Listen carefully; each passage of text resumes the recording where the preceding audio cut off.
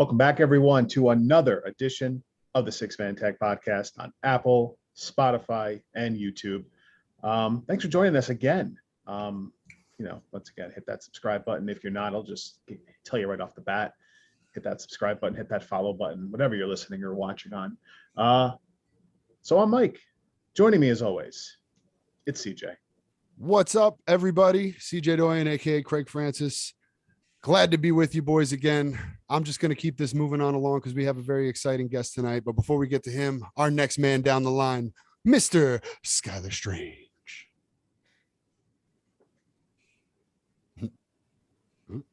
Damn. There it is. I got. You know what? I had a feeling it was a damn coming. I had a feeling. The looks. Skylar, you never fail to impress. No. Man of That's a all you thousand need, though. man of 1,001 intros. And that's number what? Intro 798, right? Yeah, something like that. Yeah, somewhere in the list of Give or it. take Almost. 25. What episode is this? 26, I think. Yeah. So as CJ mentioned, we have a guest this evening. Woo. We do. He's been in the business for just over 30 years. I'm sure he's gonna have a million stories for us from back in the day. I think you've seen him. He traveled around the country with the World Wrestling Federation. Yes, kids, it wasn't always WWE. You can Google that. Get the F out. Yes. In addition to his 30 years in the business, he's trained some of the best wrestlers in the world, we can say, such as Kofi Kingston, Tommaso Ciampa, just to name a couple. We'll get to that later. But joining us today, it is Mike Hollow. Mike, thanks for joining us. How are you today? Yes, thank you for having me on. Greatly appreciate it. Like I said earlier, it's always great to be able to talk to guys about professional wrestling and all the different takeaways and things that we can learn and so forth and so on. Yeah, like I said, I'm excited for this, and let's just start right off the bat. Where we're used to, like our last guest that we had on, he said he started watching wrestling. We had first of all, shout out to Brett Ryan Gosselin. He was an awesome guest last week.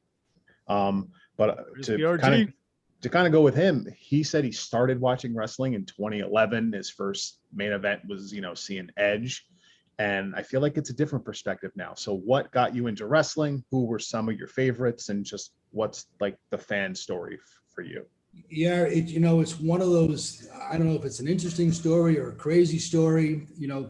I just remember distinctly being a 5-year-old kid on a Saturday morning and, being, glued to the TV at noontime and, watching wrestling probably for the first time. And there was just something about it that resonated with me. And, in the back of my mind is something that I said to myself, geez, I'd really like to be able to do that someday. And lo and behold, here we are, 55 years old and from 5 to 55 and somehow, some way still actively involved in the world of professional wrestling and tried getting out of it, but always get pulled back in. And it's something that's just embedded in your fabric or your cloth as a person with where, it's one of those things from the different things that I've been able to do over a period of time. It's impacting people, it's developing people. It's taking care of the business. It's growing the business, trying to put the business in a better place. So, just started that journey as a young kid, followed all the way through junior high and high school and finished up college and didn't know what I was going to be doing. And at the time I had met a friend who was a referee for WWF at the time. And he said, hey, they're looking for some help on the production crew. Would you be interested?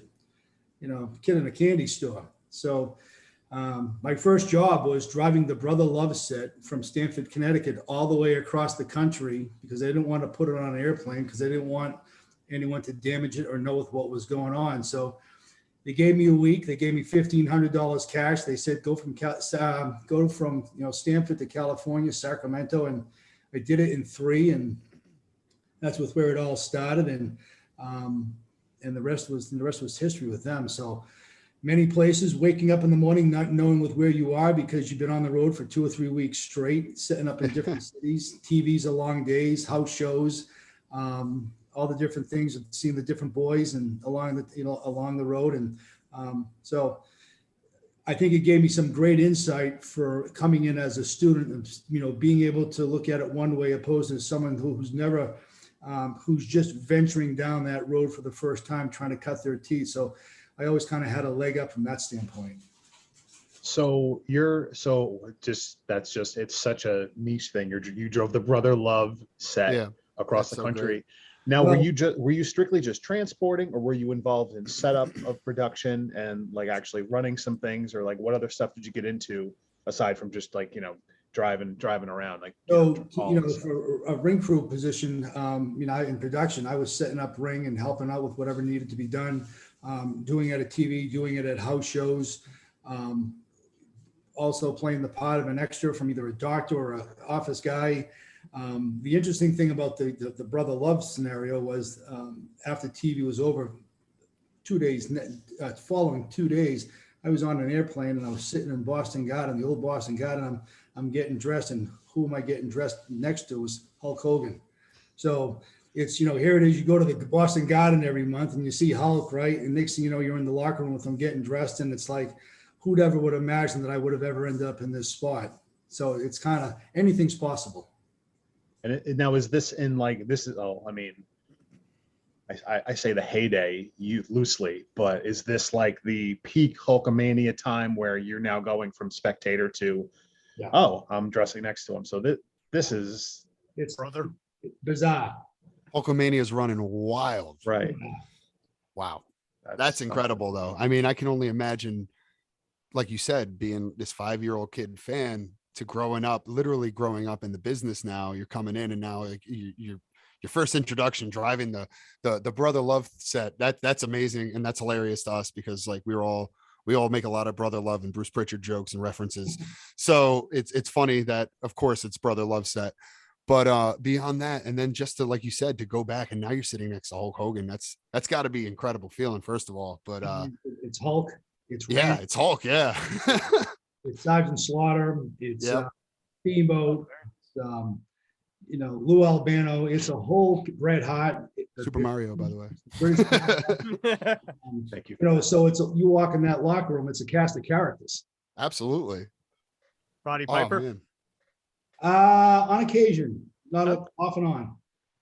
Yeah. That would have been cool. So what, I'm fascinated by the production side because I feel like you see these big elaborate sets and everything that's set up now. And it obviously wasn't always that. So in this era, what was the set at this time when you're really hauling everything around? Was it very minimal?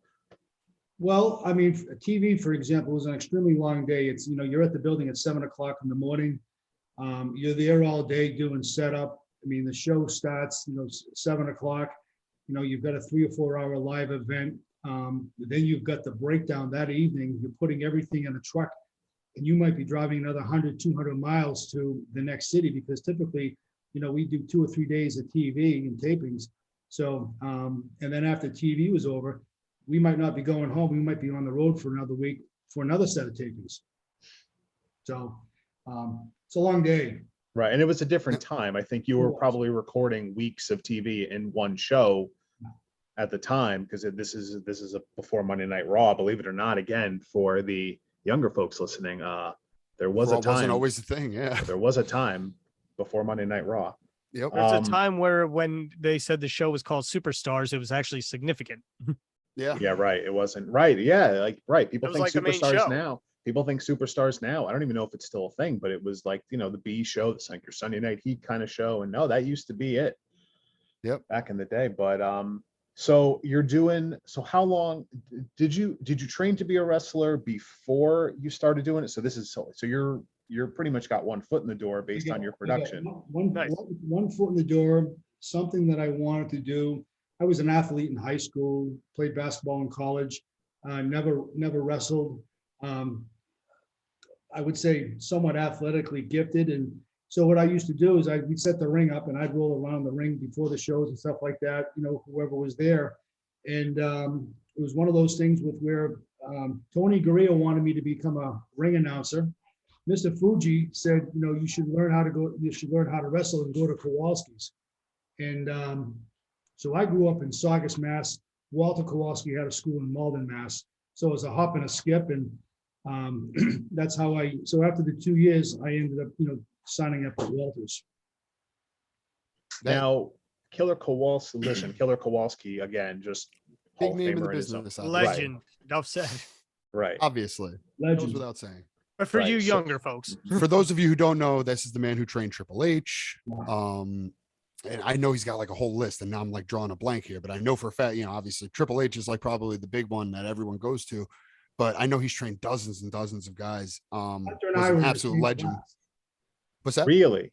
Hunter was, so in my class at the time, it was Perry Satin, John Cronus. ooh, eliminators. Huh. Donna was in the class. Ron Reese, which is a John Studd protege. So we had some good talent there. Yeah, it sounds like a hell of a I mean, class. that's a hell of a list. Now, I mean, I guess what year did you train? Started in '94. Okay. Excuse me. That makes sense because you figure, I mean, Triple H was probably coming through there. Or sorry, was it Terrorizing? Yes, Paul Levesque. Terrorizing. They're all right. Oh man. Oh I man. figure you guys remember that. What a gimmick. Yeah, right.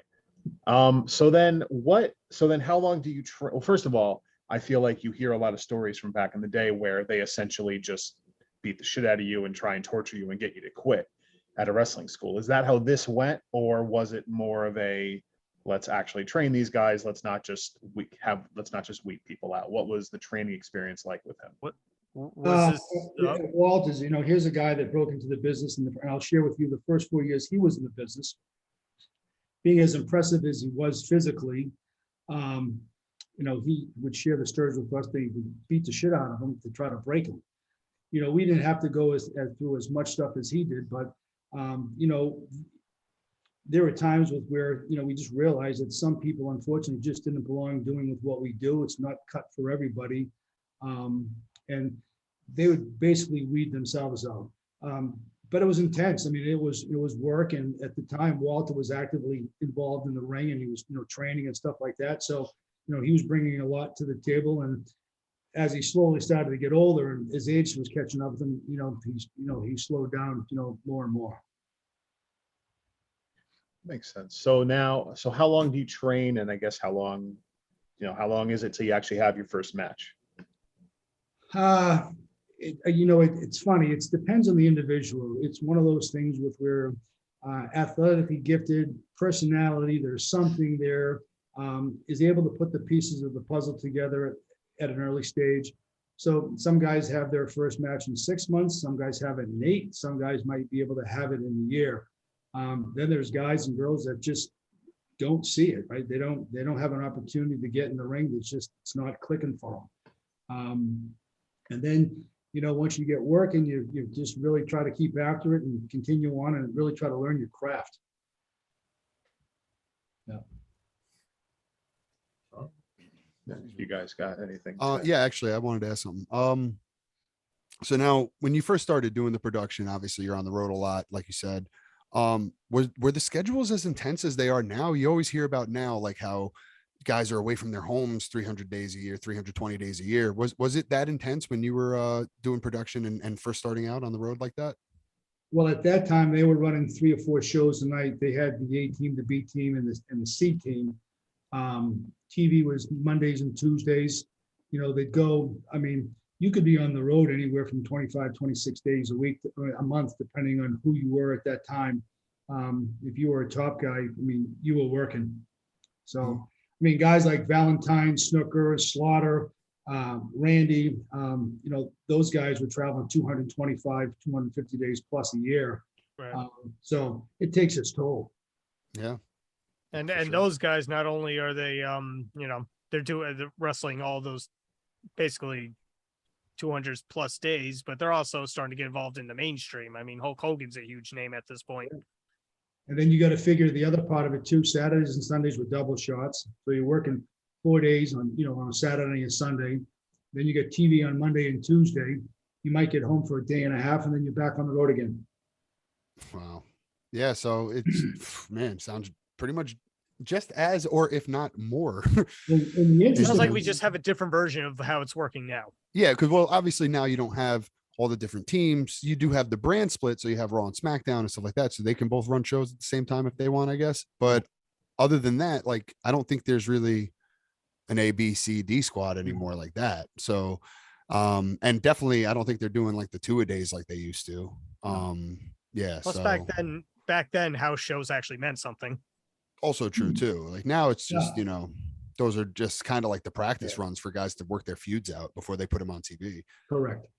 But yeah, like definitely intense schedule. I mean, I know, like I said, it's still like that today a lot in certain ways with the amount of days you're out on the road a year and stuff like that. But so now when you first start wrestling or when you first start training, how long before you were training did you get to try out with WWE right away since you had a foot in the door there, or did you have to go work some indies, or did you have to kind of figure out a territory in a way? Like how did you kind of break into the business once you were done training? So obviously, working for them kind of gave me a jump start, and Walter being tied with WWE or WWF at the time, he was able to open some doors. So I didn't do anything with them probably for about a year. They didn't want to put myself in a position with where prematurely and just not there yet. So started doing indie stuff with Walter, and then opportunities started to present themselves. Going to TV, and then probably my first experience was being invited to the first dojo that they had in Stamford, Connecticut, with the likes of Edge and Val Venus. And I had done some stuff prior at the warehouse with Dr. Tom and some others, having an opportunity to get looked at. And, it was just one of those things for me, going to the dojos, getting looked at, going to TV, just couldn't get over the hump in terms of what they were looking for.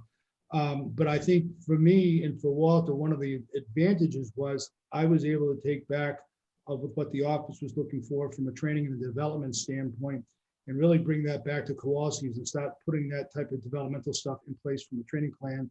And at that time, Walter was starting to lean on me more and more in terms of becoming his head trainer. And that's kind of how it really flourished, instilling some of the, like I said, the things that they were looking for. And, sometimes Walter and I would have our conversations out in the hallway because he was old school and I was trying to bring up new stuff, and out of respect to him, we didn't want to have these conversations in front of the students. So there was a lot of behind closed doors and reasoning and why and how it come. But, finally he came around and realized with what we were doing and with what we were aspiring to do in terms of from a development standpoint. So it kind of all took care of itself.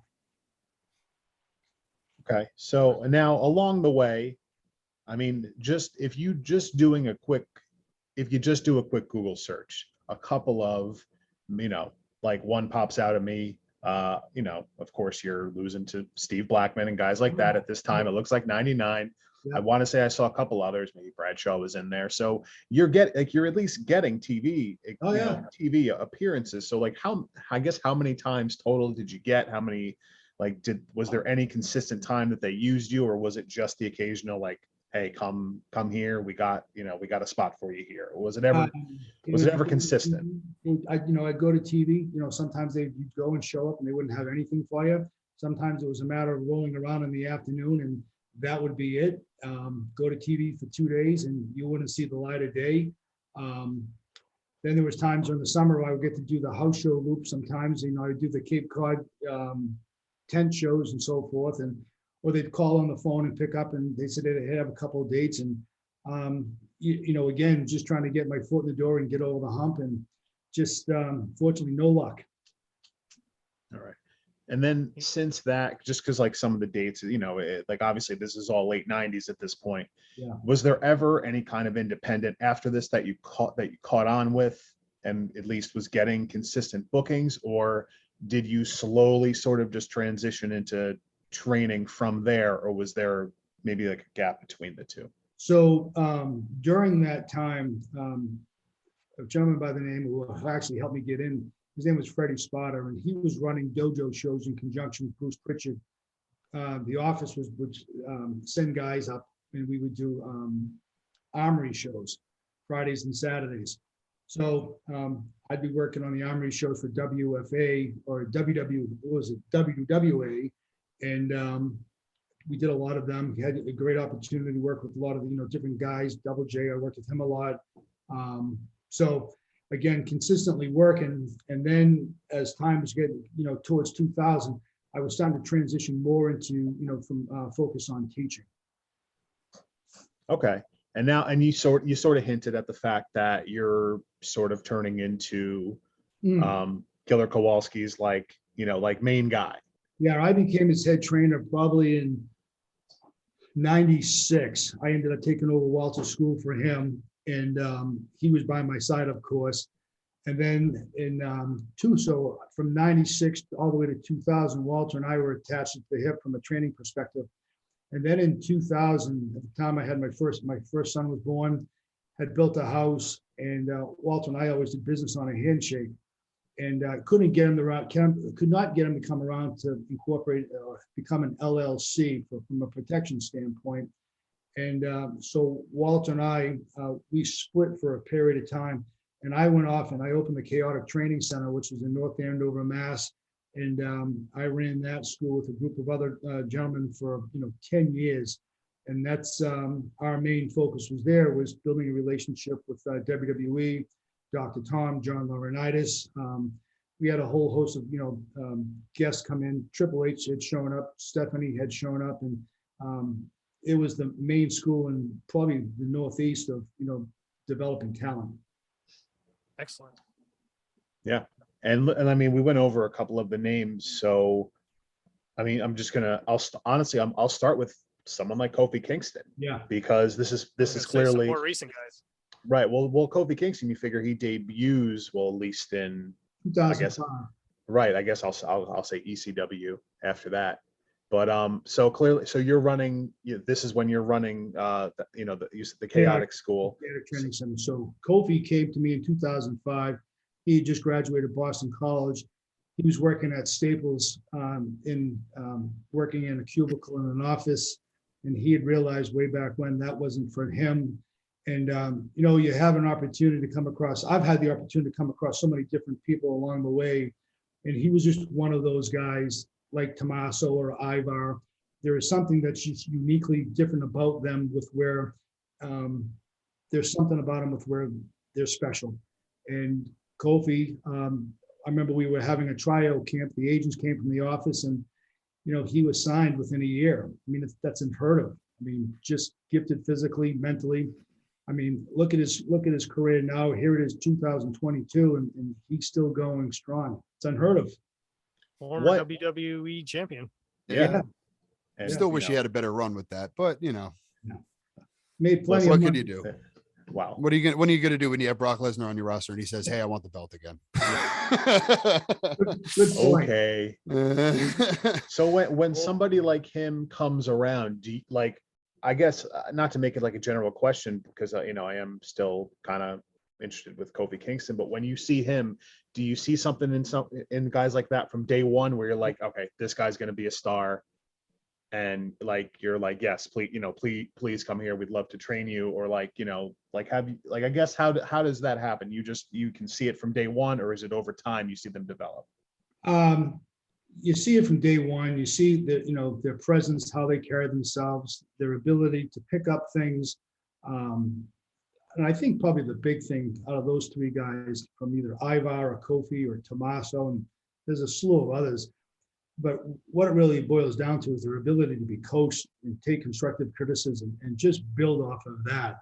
And when they've gotten knocked down, they're not afraid to pick themselves up and keep going. But there was just something about those guys that made him special.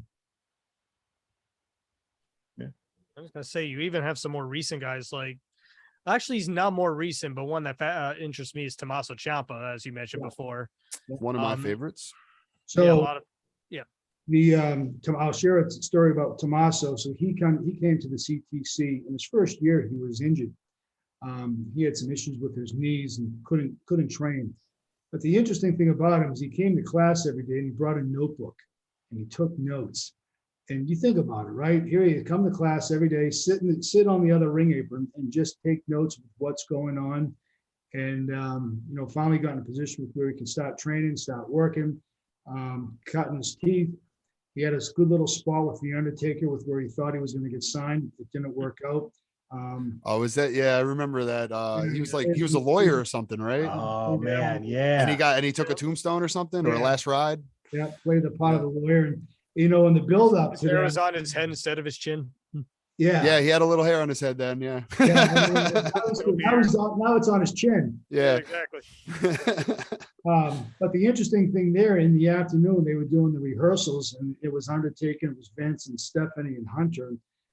Here's Tommaso, 21 years old, and he's impressing the hell out of these guys, and how he carries himself and being able to follow direction. And here's a guy that ended up getting signed to a developmental deal. He ended up getting released. They said, you're not finding your way. We need you to go find your way, develop a character. He went to Europe, spent some time over there, bounced around, and wasn't going to take no for an answer. And look what he's doing now. I mean, God. Yeah. I remember those guys have heard no more than we hear you say yes. Yeah, that's fair. Exactly. I remember discovering Tommaso Ciampa. I can't remember what year it was, but I'm really bad with dates and stuff. But around the time I started training, probably like within like my first year or so, I kind of started watching some ROH. I'd never really gotten into it before. And I remember the first episode or so that I watched of ROH, I saw Tommaso Ciampa come out, and he came out, and I'm pretty sure he just like squashed a guy.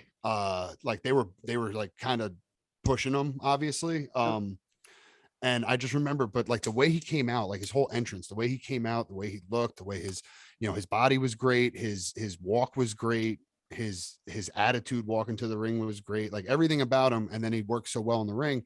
Like I was immediately impressed. And ever since then, I'd been following watching his career, following his career in a way. So obviously when he makes it to NXT, I was excited. And then as the boys can tell you, we've talked about numerous times, those matches he had with Johnny Gargano are some of our favorites. That whole feud that he had with Gargano, probably one of my favorite things about even NXT. Teaming with Gargano. Oh yeah, the DIY stuff's great too. DIY versus FTR, I'll watch that every day. But or the revival, sorry. Yeah, I was about to say. But yeah, like a guy like Ciampa, like obviously, like you said, I would imagine that's a guy that kind of can walk in through the door and you kind of know he has it in a way. But also obviously he trained with you and he took notes from you. So like, what can you say that that you might have personally attributed to something like that, to his character development in a way?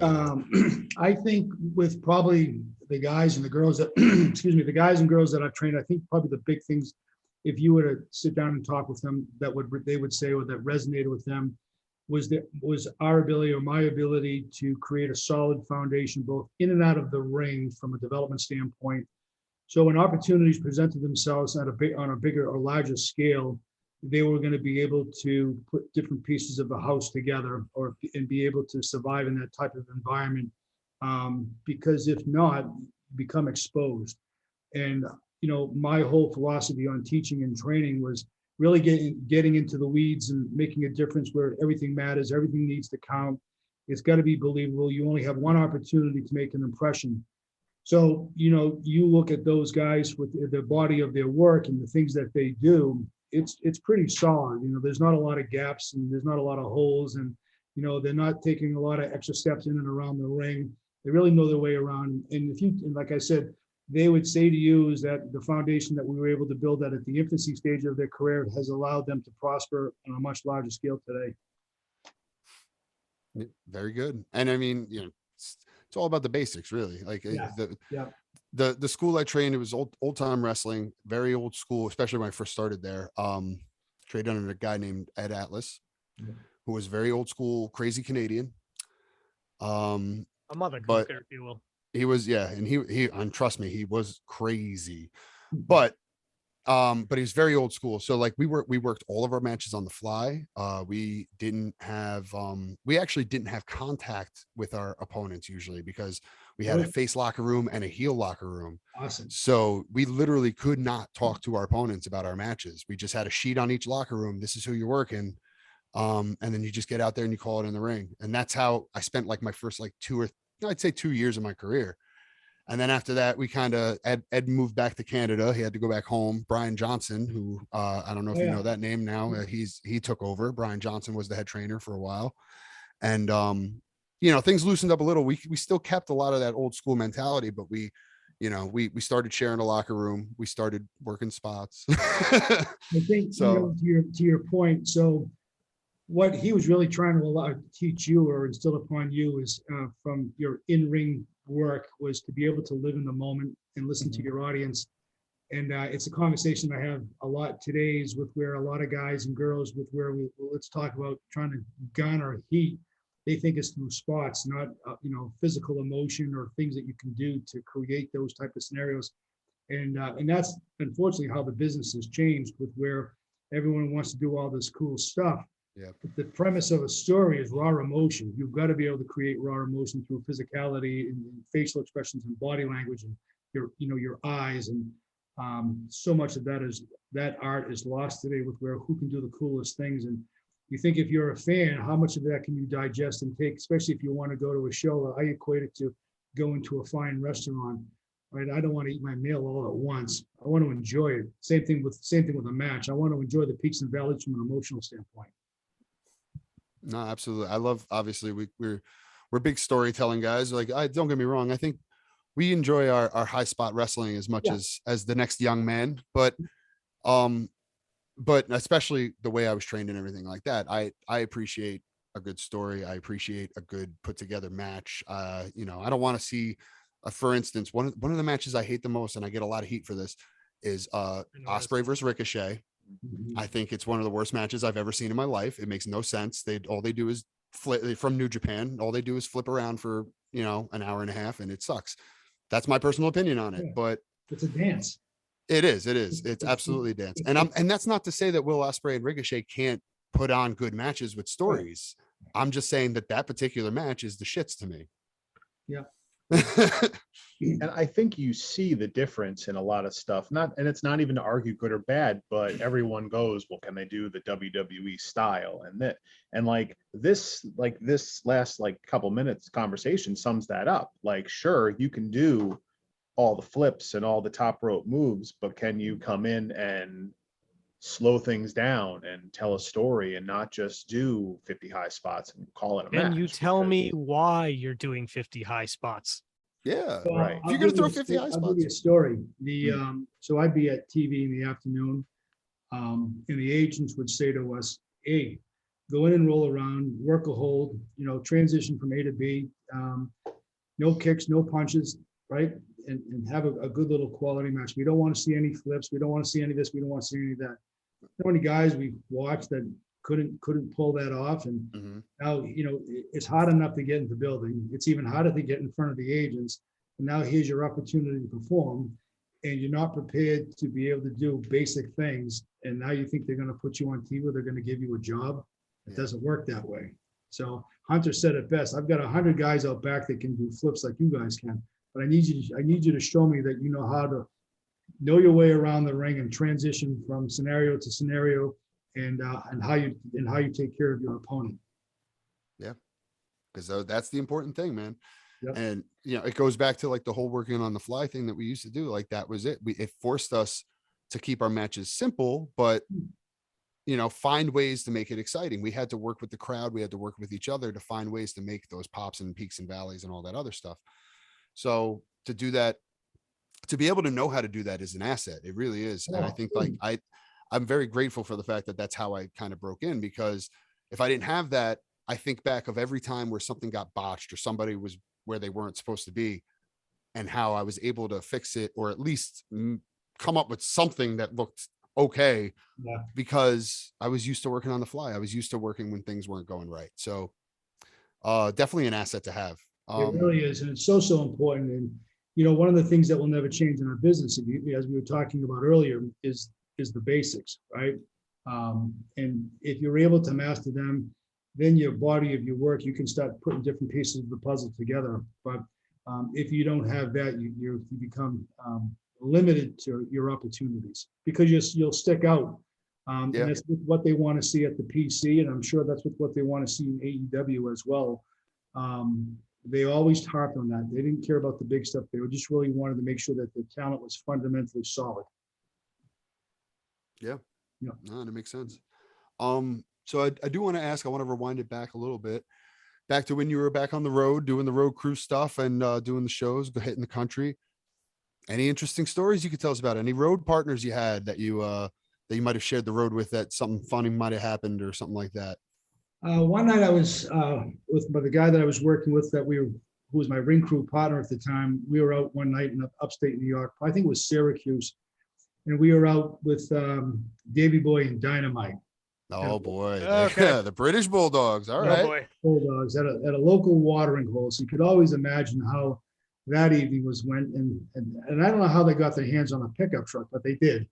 And we were staying at the same hotel they were. And, they weren't going to put two greenhorns in the front seat with them. So we're in the back seat. We're in the back of the truck. And you could just imagine between Dynamite and Davey, after a couple of cocktails, how our ride home was from the bar to the hotel. I didn't think.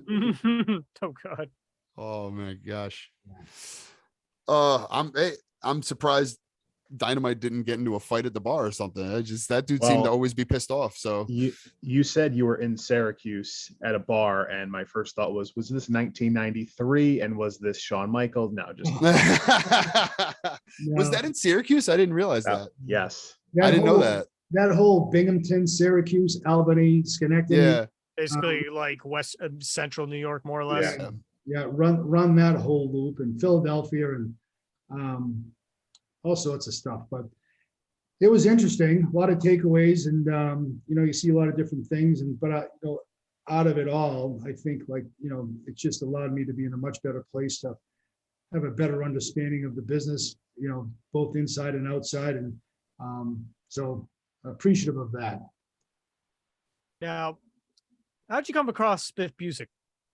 Biff Busick, yeah, another one of my students. So we were having a tryout camp, a fantasy camp weekend, and Biff ended up showing up, and he made such an impression on us. We ended up giving him a full scholarship where he didn't have to pay for his training. Nice. And he trained, and again, one of those guys that just worked his ass off, and then he made his way up to I can't think of his trainer that he was working with up in Canada. Lance Storm. Lance Storm, thank you. Hey, Good guess. I'm good. Yeah, Yes. actually, he spent time with Lance Storm, and he was going to TV, and so he's not working right now for WWE, and right. I had an opportunity to come across him when I was invited to the Performance Center Orlando. I spent the week down there as a guest trainer, and he was down there, and I hadn't seen him a little bit, and his work has really, really improved. His whole disposition, and as I had said to my someday, I envisioned him becoming a full-time trainer down at the PC. Just very knowledgeable, just good hand, good talent, and definitely could be a guy to be in a position to, from a training standpoint, give him back. Yeah, Now, I was a big Oney Lorcan fan in NXT days too. Like him and Danny Burch, when they wrestled for the tag titles, I can't remember which takeover it was, but I remember That was against Redragon, right?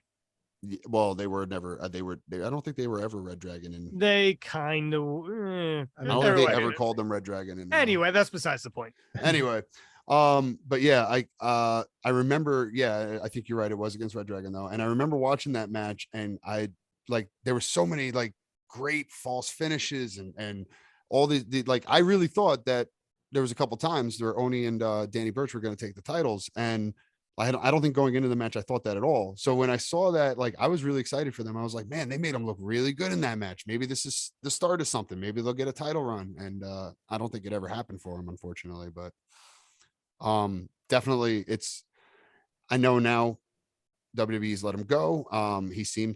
That seemed to be what he wanted at the time, which I don't really blame him, because I don't think they were really using him anyway. So excited to see where he goes next, what happens next with him. I know he's taking some time off now. I know he's holding off and taking some indie bookings, and we'll see where he surfaces again sometime in the future. I mean, with certain recent news that, might have happened in the past week, hey, there always could be a chance that he shows back up. Yeah, I'm sure.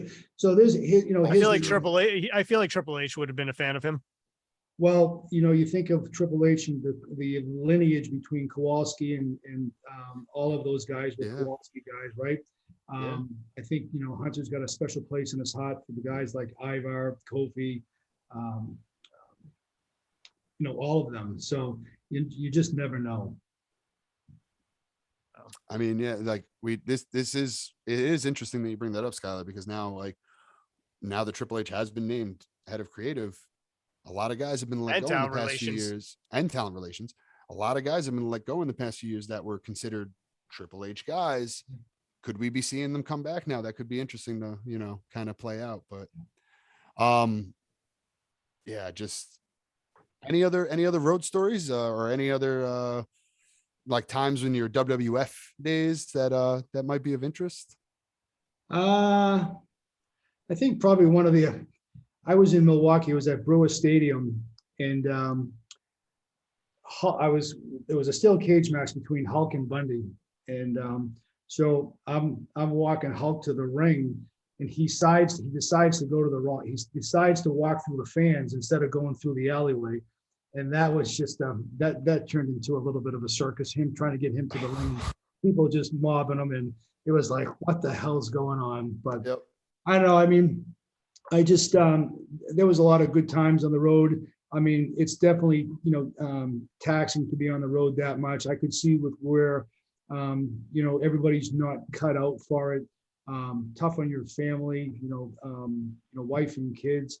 I mean, if you're wise, you know, you're taking care of your money. You know, if you've got a good run for 3 or 4 years, you could do well financially and make a good go of it from, you know, being independent.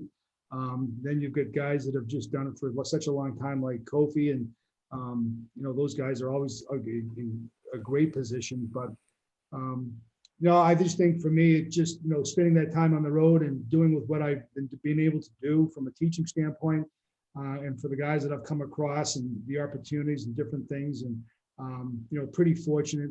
I love the business. It's been, you know, it's given me a lot. It's allowed me to help others as well. And I've always been in a position with where I had some good friends that worked in the office and who were very smart. And one of the things that they've always instilled upon me is, you know, you've got a lot of information and wisdom. Make sure you're giving that back to the guys and girls that are trying to cut their teeth to end up in a better place. And realizing that it's not for everybody, but you know, as I've run my schools or Hollow Stable and so forth, and with where I'm teaching now, not everyone was going to become a superstar.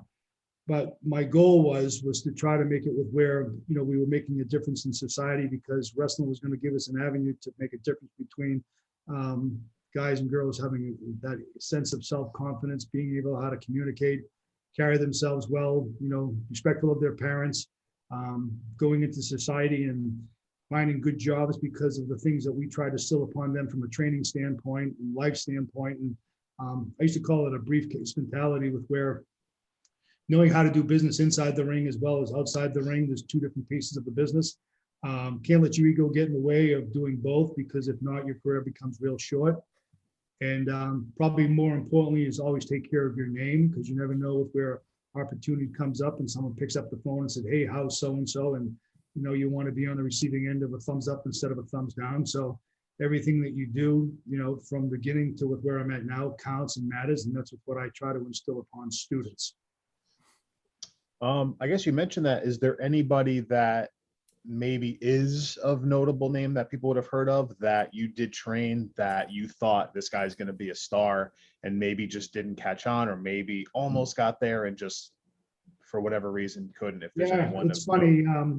So I'm in Florida right now visiting my parents, and I was able to catch up with one of my former students for lunch the other day, Hurricane John Walters. He worked for Ring of Honor and just did a thing for AEW. Super talented, knows his way around the ring better than anybody. Just one of those things with where not the right time, not the right look, not with what they were looking for, but for pound quality of work, as a person, as a professional. I mean, he should have had a job. He's doing well now, and he just was up in Boston doing a thing for AEW when they had a big show up there. And so he's one guy. Probably the other guy that I can think of was Arch Kincaid, a guy that I trained a long time ago. Just very creative, personality-wise. Got looked at a lot, but again, just didn't get through the front door. And you just never know with what they're looking for. It just changes so quick. And Vince was, he's very fickle. Oh, Yes, we know. Fickle. That's Yeah. Fickle. Fickle. So I have this might be a multi-tier question. So Oh, boy. obviously you keep up with the current mainstream product with all the different companies. Is there anybody you feel right now that might be like, just haven't broken in recently or just recently made a name for a bigger name for themselves that you see they're like there's something in there that this guy or girl is gonna like rise to the top? Does that make sense? Yeah. The next big thing in a way.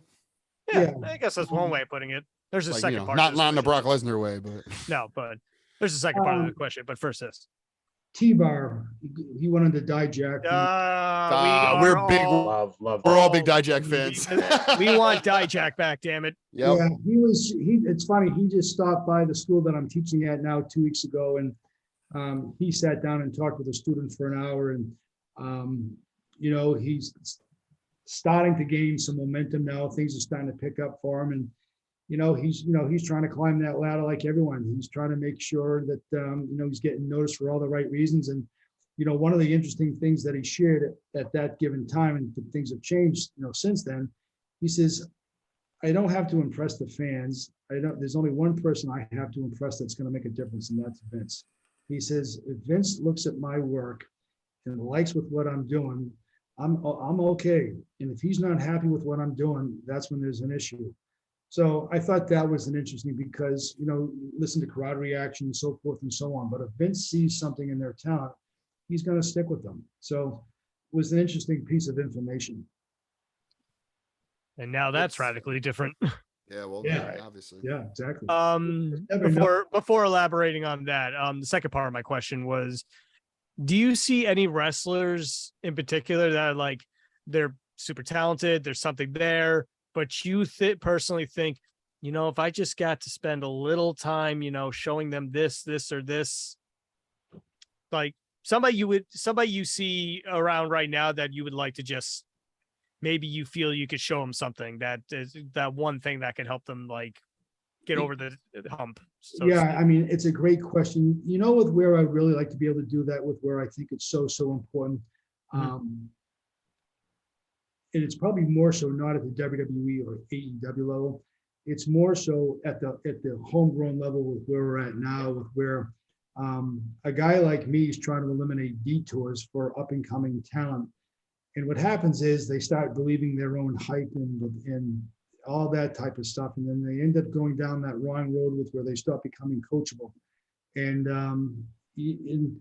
so I think that's the piece with where if I had an opportunity, if I could have more, talent locally come spend time to help clean up their habits and help them become better mechanics in the ring, products overall. So when they had an opportunity that was presented to them, they would be in a position with where they could flourish opposed to flailing. Yeah. It's a word you don't hear often anymore too, mechanic. Like that's, yeah, for those unfamiliar with that term, obviously it's just somebody who knows how to work the ring. It doesn't, a mechanic is somebody who knows what they're doing. They know their place and they know how to work the ring. When Steve Austin was hired by the WWF, he was hired to be a mechanic. He was hired to be a guy that just put on decent matches with some of their top guys, some of their mid-card guys, put them over and away. And then all of a sudden the Austin 316 promo happens. And then, now we got to push this guy to the moon. But guys, let's face it, right? I mean, in today's day and age, anyone can go buy a ring. Anyone can rent a building. Anybody can buy a pair of boots and wrestling trunks and go do with what they want to do. But or not better or worse. Yeah, and not everybody should be going down that road. Not everybody should be a promoter. Not everybody should be a trainer. So, and there's a lot to it with where we've watered down the business so much with where we allowed so many people in that just don't belong. It just creates a recipe for disaster. And WWE did it themselves with where they stopped looking at independent talent because it wasn't a good business decision because they were firing them after 6 months because they couldn't clean up their bad habits. Now they were just going out and hiring raw athletes with where they could mold them the way that they wanted to. So if that wasn't a wake-up call for local talent, I don't know what is. That's a good point. And I never really thought of that reasoning. I don't know why I didn't think of it that way. But that's a really good point. Obviously, maybe like I always kind of figured it was more on the body type kind of aspect. Like they were just looking for bigger dudes and bodybuilder type guys again. But you bring up a good point. If you hire these guys without this indie experience, they don't have the bad habits to break. Yeah. So it kind of makes sense in a way that they have their own particular brand. They have their own particular style. Why not just hire guys that don't know anything about wrestling and teach them your style? Just take that piece of clay from the get-go that hasn't been, tarnished per se. Yeah. Doesn't have a bad golf swing or bad mechanics and fix them. And if they're not doing what you're supposed to, you can cut your losses and move on. But I heard recently that they're going to stop maybe looking at indie guys again. So we'll see what happens. But well, now the trips is back. I'm sure it's going to happen. Yeah. You never know. I mean, in reality, there's a lot of good independent talent that's out there. But also We've interviewed some of them. Yeah, there's a lot of bad. Shout out to former guests. No, you're absolutely right. And you say it, and listen, for better or for worse, for whatever opinions aside, someone like Baron Corbin is a product of that.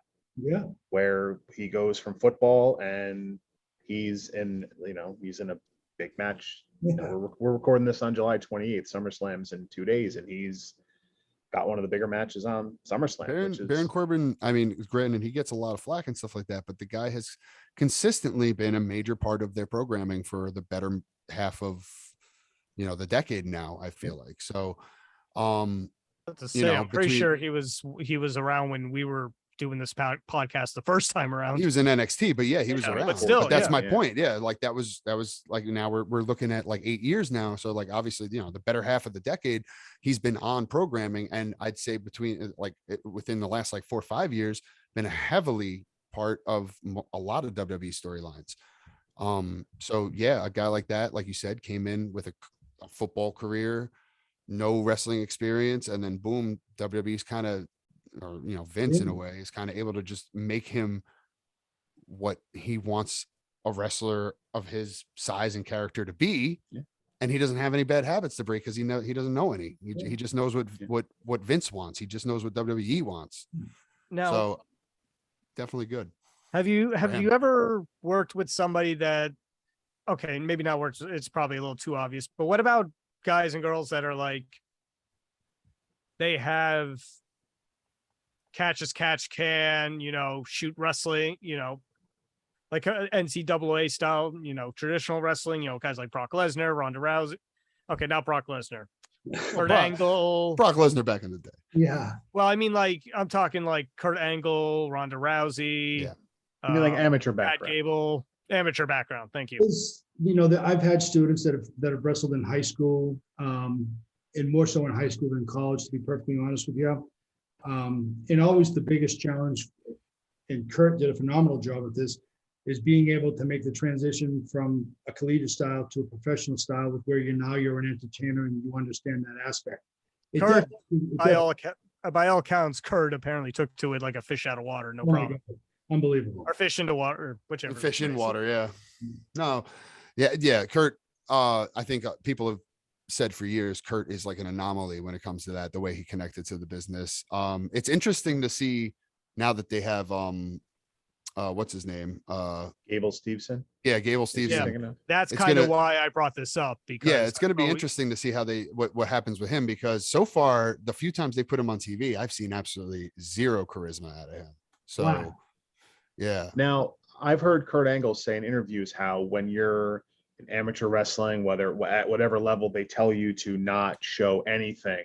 So clear, like, don't show any emotion, don't show them, don't show anything. So clearly you have to do the opposite of that in pro wrestling. Right. Yep. So clearly, I imagine you would have probably trained some of these wrestlers that probably can't break out of that. Mhm. And flip it to now, okay, I have to now show everything after spending my wrestling, athlete life shutting all this down. I mean, the amateur style alone, and then you take people in general that want to get into our business. very talented athletically. But if I was to put a microphone in their face, or if I was asked them to play the part of a skit, um, they just couldn't get over that hump. And in today's day and age, that is such an important piece, and it's an area where we really focus on, with where, we'll do all our in-ring stuff, and then we'll transition to promo work, and we'll really get creative with what we do from a development standpoint there. I mean, let's face it, wrestling today is TV driven, and whether it's the live audience or the people at home, you have to be able to connect with whether someone's not changing the channel because you're flatline. There's got to be something about you with where it resonates with the audience and that demographic that they're trying to, garner. So it's challenging. I see guys with where they go hide, they don't want to do it. They give me every excuse. But I say, listen, if you want to do this, this is an area that you really have to develop. Right. And you say all this, I'll get, so today you're a part of Elite Pro Wrestling Academy, correct? Yeah. And it's in New Hampshire, if I read right. It's in Concord, New Hampshire. It's a 6,000 square foot facility, and it's located right next door, or through a door, through a zoo gym a zoo gyms. It's a franchise that runs out through New England, and it's a beautiful facility. It's a mini arena with a green room, and we can have live events there, lighting trusses, and the two gentlemen that own it have done a hell of a job in terms of taking an empty space and turning it into something special. We've got multiple rings, and so I've been teaching there 1 or 2 days a week just to keep my hand in the fire. Nice. Yeah, and if you want to check them out, it's epwacademy.com. Correct. And I believe you're also on Instagram as well. Yep. I should have my list of plugs, but why would I do that? Why be prepared? It's not how we do things. Yeah, on Instagram, EPW Academy on Instagram. Give them a follow and check them out. Yeah. Honestly, it just, like I said, just looking at pictures, Yeah. this looks like an incredible facility, and I'm sure the pictures don't do it justice. No, it really is. It's so I've had an opportunity to visit the PC, other schools throughout the country. And before I went to this, before this opportunity presented itself, I was working at a local school in Manchester. And now with where I'm at now, it's night and day, and I'm really excited to see with where it can go. We're really trying to make a difference with, the students, the guys and the girls. We're just starting out, enrollment's starting to grow. There's a good variety from a teaching standpoint of different flavors, ice cream, which I think is important, with where you hear different things from different people, different takeaways. So I'm really excited to see where this can go. I want WWE to come visit us because I think there's something there that they would be impressed by. And I think with what we do from a training aspect is vastly different from other schools throughout the country, with where we really try to put our stamp on, the little things that create separation from independent talent. And, one of the things I'll say before we probably wrap it up is that, as I said to the owners of the school, I don't want to be an independent wrestling school. I want to be a professional wrestling school. And there are things that we need to do as a company or as a school that, and that's just, focusing on the things that are going to get you noticed for all the right reasons, opposed to the wrong reasons. So I think we've got a good mix there and a lot of experience. And hopefully we have more people come join us. Excellent. Cool. I mean, Yeah, it's that's really well said. refreshing to actually hear someone say out loud how they understand all the aspects of what makes a great professional wrestler. Yeah. Like both the in-ring ability and the ability to, here's a microphone, Yeah. go. oh, that stuff's very important. I mean, like I know the school that I had, we had promo classes. Yeah. We had not all the time, but like we probably should have ran them more than we did. But like, we would have promo classes where we would just come in and just do nothing but promo work. And you get up in front of a group of people. Sometimes you get up just in front of a camera. There's still a group of people there, but like sometimes they'll just have you just sit in a circle, but they'll just spit 3 things at you, be like, all right, you have a match next Saturday.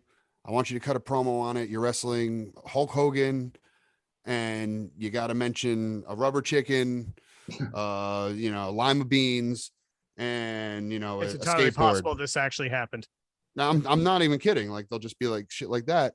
And you got to like come up with something real quick, and they'll give you like, 20 seconds, and then like, boom. All right, ready? You're on.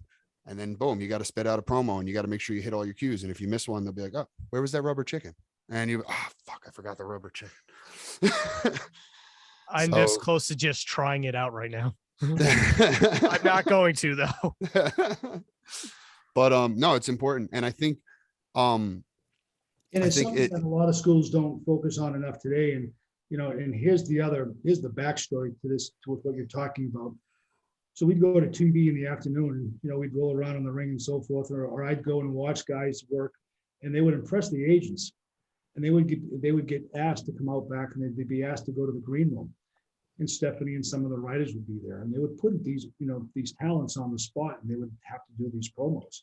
Yep. And you think about it, they were impressive enough to get back there. Now there's that next hurdle. And to your point, geez, maybe we should have done it more than we did.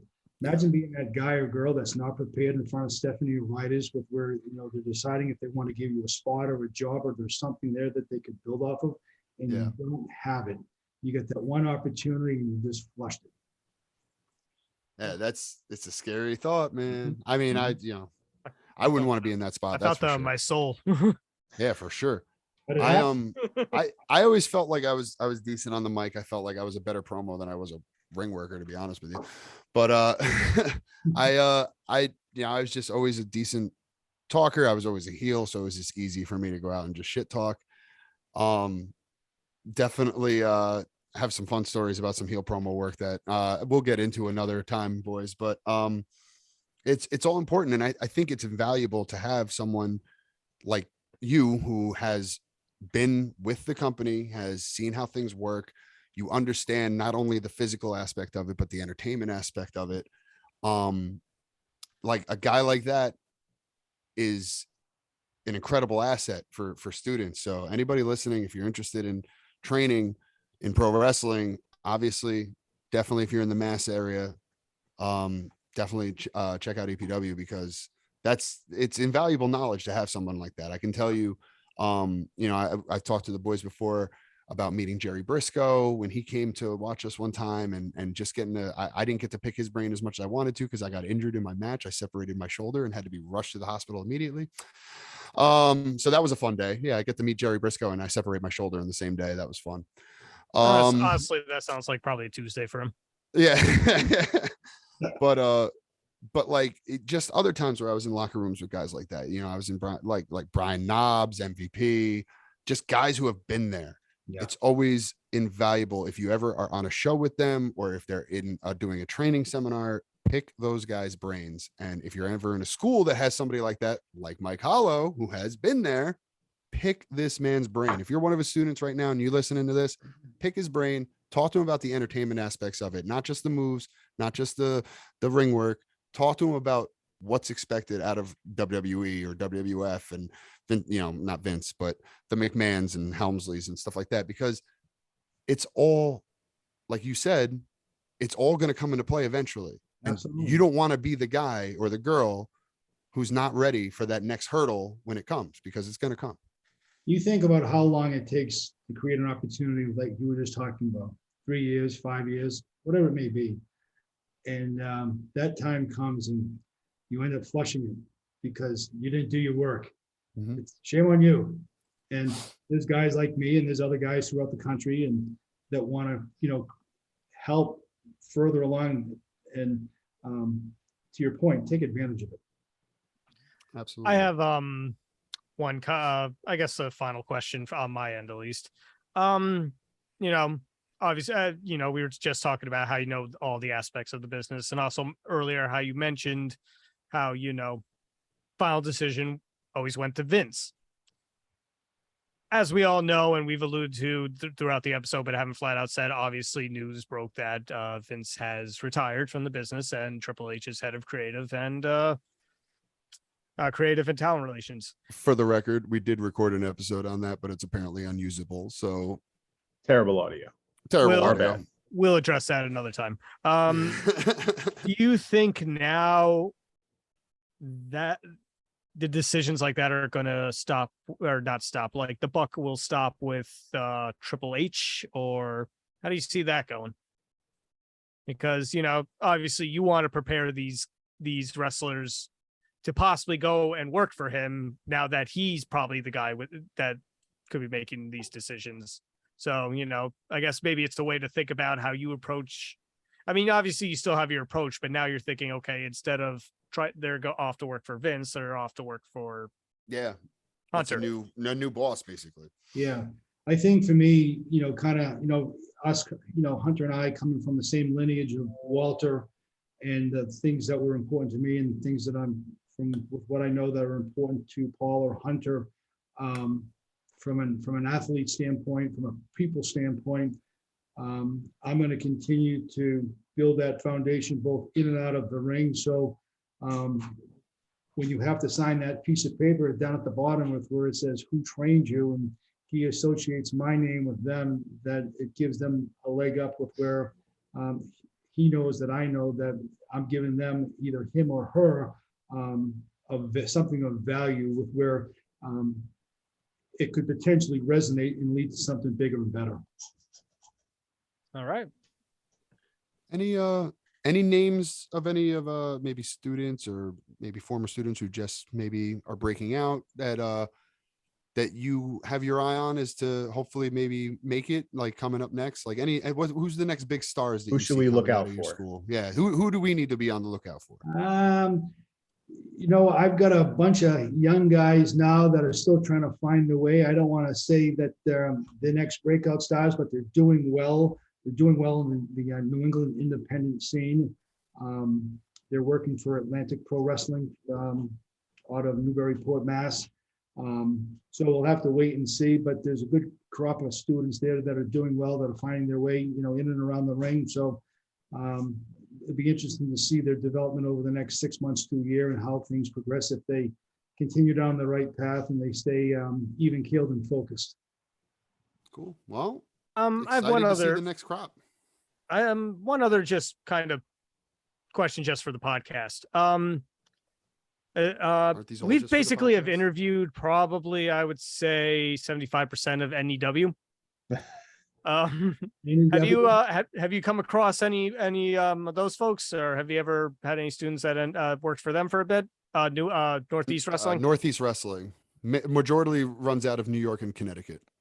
So my experience is down in that area with the likes of Jim Kettner, who used to run the Super 8, ECWA. Right.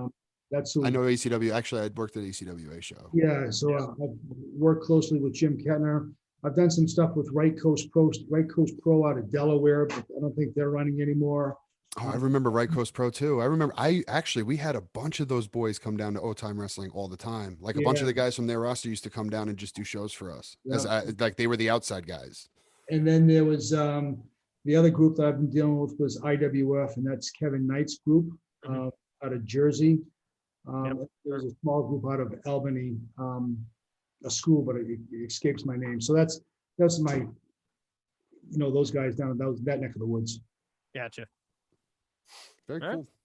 Well, listen, this was great. I feel like this is one of our first very informative podcasts, to be honest. Absolutely say I so. feel like, I mean, me personally, who is going to do nothing in wrestling besides sit in front of this microphone and talk about it, I feel like I even learned a thing or two about what it might take to break out. So honestly, right, we've said it, but if just listening to this podcast, if you're interested at all in wrestling training, take what was said in here and use it, and do yourself a If you're a favor. student of his, this podcast is homework.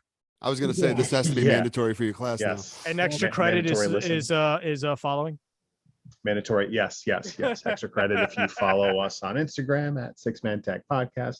Follow us on Twitter at 6Man Tag, 6Man Tag Podcast on YouTube. We have a link tree in our Instagram bio. Join our Discord server. Follow us on Apple, Spotify, everywhere. I'm clearly terrible at plugging. I'm clearly awful at plugging. And join us at our houses. Come over, nosh a little bit. don't do that. Nosh a little bit. Don't do that. Don't do that. Or do it. Whatever. Dennis might come over for SummerSlam this weekend, by the way. So yeah. That'd be fun.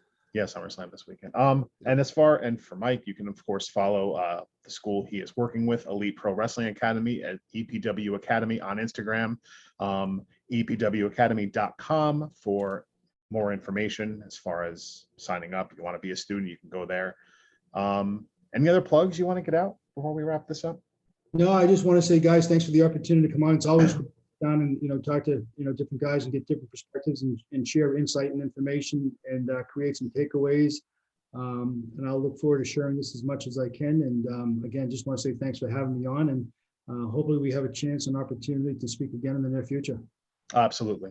Tell all of It's our a Absolutely. guests, pleasure, doors man. I'm always sure we'll open. have you on. Honestly, I think we could do like a whole nother like wrestling 101 with Mike Hollow. We should just have you on and just pick your brain about things, man. I think it'd be great. I do have one more question before we get to the sign-offs.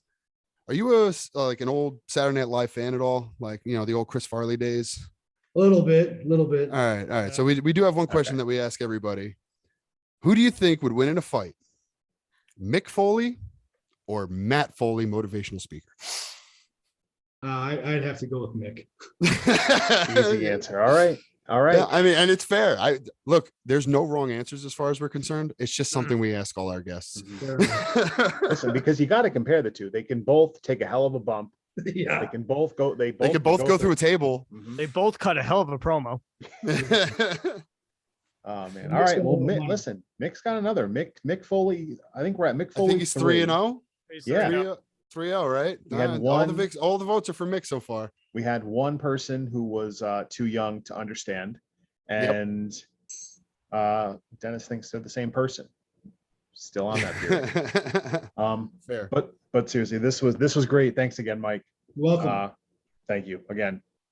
You've clearly done a lot in the wrestling business already. Much Yeah. continued success for you. Thank you This very is much. great. Guys, have a One- good night. One more time, I'll say it to his students. Pick this man's brain because you'll learn some things for real. I appreciate it. Thanks, guys. Thanks, guys. Thank you, man. And well, he's gone. But I think it was a good show with everybody. I think it's informative, like Mike said. I think definitely our most informative show. So we hope you Sure. guys enjoyed, right? So I Yeah. mean, I guess we'll get to the sign-offs. I mean, our guest already left. Yeah, man. No, he was great. He was awesome though. It Oh, was great fantastic. having him on. Yeah, follow us. Listen, follow us. Do we want to? We're still recording. I'll say this. Do we want to add a bonus segment to the end of this? Oh, a little And bonus. Do a little take two of our fucked up podcast.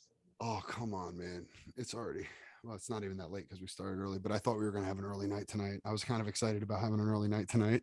We don't have. We can revisit. Well, Now, I mean, for those listening at the end, and you're saying, "What the hell is going on?" But deal with it. No. today's July 28th. We recorded in person. We discussed everything about life after Vince McMahon, which, by the way, we all predicted correctly. Triple H would be named Head of creative. head of creative. By the way, did you hear that Triple H is the head of WWE creative? I think I heard that somewhere. Huh. I think I saw Interesting. it. Yeah. Um, But anyway, we will redo that. I think We'll we revisit. have to revisit it. It's the biggest Yeah. piece of wrestling news that's come out in the past like ever. And we fucked up before we by re- having an air conditioner run in the room while we were all trying to record on one Yeah. mic. we really Before we record, should've I known do better. gotta ask. We should have used my mic, by the way. Before we record, I do gotta ask. True. Did you hear that Triple H was head of creative? Oh shit! Ah, What? Damn it. Where's Dennis? Where's Dennis? Damn it! Anyway, this show's already getting off the rails now. We had It a great is. time with Mike Yes. Hollow, though. No, they was seriously great. I'm gonna like get I my said, plug I'll- in before we go. Look, everyone, go look for it. behind me. If you're listening, then don't look behind me because that would be weird if you could see behind me right now. But for those of you on YouTube, the Paperweight Project, you already know I'm going to mention it. So check it out. We are on YouTube. We are on SoundCloud, Instagram. Just a little music project of me and some of my more talented friends putting some songs together. And I'm working on some stuff as we speak. I've been working on some stuff the past few weeks. Skylar and I have been talking about something we got together and jammed on. So we're looking forward to that. But check it out. The Paperweight Project. And also, I unclicked the mirror my video button on my Zoom camera. So if you're watching on YouTube and you noticed the flip, Did And that just here's- happen? it did, yes. Because here's why. Because we got a logo, y'all. Oh, That's right. debuting the logo for the YouTube clan. As I Although I often imagine that's lay going to be down. the thumbnail for the podcast people too, so they'll probably have already known. Well, they'll see it. We've updated all the socials with it. I'm awkwardly Big shout laying- out. That too. Big shout out to my friend Jesse Verhoev, who put this logo together for us. Check her out on Instagram at Trio Graphics. That's TRIOGRA. I'm gonna check the spelling, but I think it's FIX. Why be prepared? I just want to double check because if I fuck that No, up. I can- it's always Hold on possible. 1 second. Mike, Yeah, Mike, I think you can come back. yeah. Follow her on Instagram or check her out. It's TRIOGRAFIX on Instagram. She's an incredible artist. Check out some of her work. She has done a lot of. She did my Paperweight Project logo. That's her right there behind me. That is also a fantastic piece of her work. work. It's a fantastic logo. I love it. Check out her work. She does commissions. If you're interested in looking for a piece getting done, maybe a logo for your business, maybe you just want a cool painting of a Power Ranger. She loves doing those. Any Power Rangers, go to my girl Jessie. But yeah, check her out. Get me Tommy Oliver. She can do it. Hell yeah. She can do it. Yeah, talk to her, man. Shoot her a message and she'll hook you up. It's funny. She just got commissioned for another logo today. She told me, so she's obviously getting work. So we want to give her a shout out and letting everyone know Nice. she's a great artist. Just yeah, check out her work. And if you need anything done, Yeah. slip right in those DMs. She'd love it. And we're hoping to get, no, I mean, not really some merch yet, but we're hoping to print up some stickers that we can hopefully give out in the future. We're working And put on some cars at stuff. wrestling shows. Oh, how pissed. Just not even on the bumper. Just You did not hear that. middle of the windshield. Yep. Oh, No, right over the door handle. very quickly, I just want to plug my Twitch, Strange AFC. Like I said, I'm still trying to figure it out, but Still trying to figure it out. I mean, but right now I'm kind of streaming some Cyberpunk 2077, some Stray, some Amori. I'm trying to get through Horizon Zero Dawn so I can play Horizon Forbidden West. And I'm also trying to figure it out that, as I mentioned, guitar practice, songwriting, and maybe some interaction with any of you wrestling fans. I also happen to play musical instruments. Skylar All good Strange, stuff. the next Matt Heafy. Why the hell not? I mean, it's not a bad person to be. The dude No, literally it's just plays music and video games for a living all day. Yeah, no. And then tours the world and plays for, the thousands Millions of fans. people. Yeah, oh, yeah. Exactly. Living the That's dream. not a bad goal to aspire to. Anyway, Twitch is Strange AFC. Yeah, follow our Twitch too, 6-Man Tag. We streamed. That too, yes. We did a watch along for the Ring of Honor pay-per-view. I mean, I had a good time doing it. We got a couple of viewers. That audio probably sucks too. It's probably awful, but it's less of a big deal than You get to see our friend of the show, Anthony, just sitting. who's technically not going to make his podcast debut. He's gonna be so pissed when he finds out. Oh no, I forgot about that. Oh well, You hate fuck to 'em. see it. You You hate to hate see to it. see it. You hate And to we were going to have Dennis on, but we ran out of time. And he's still Just kidding. He wasn't going to show up. because anybody?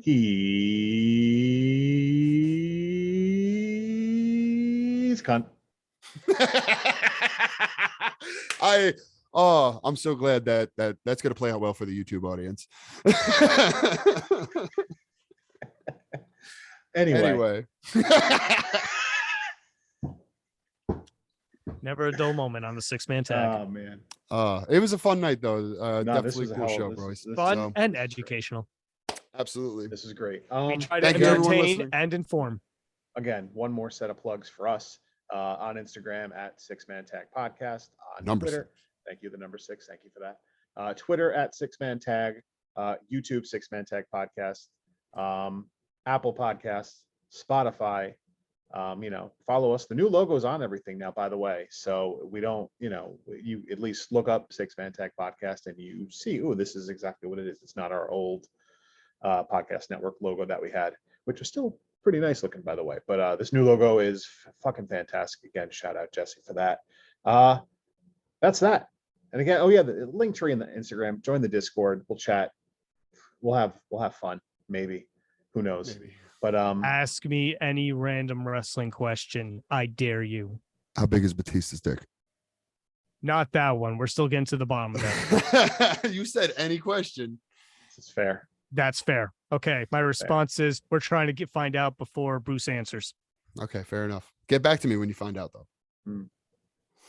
Will do. But anyway, okay, here we go. Yeah, we're done.